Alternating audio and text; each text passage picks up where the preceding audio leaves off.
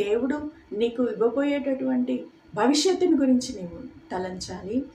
ఆ యొక్క నూతనమైన విషయాలను గురించి నీవు ఆలోచించాలి.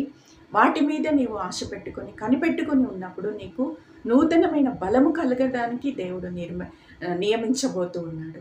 హల్లెలూయా.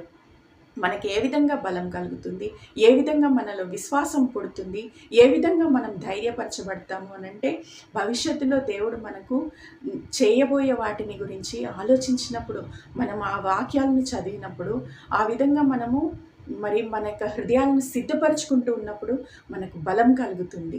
ఎందుకని అంటే, నీలో నివసిస్తున్న క్రీస్తు లోకంలో ఉన్న దుష్టుడి కంటే గొప్పవాడు.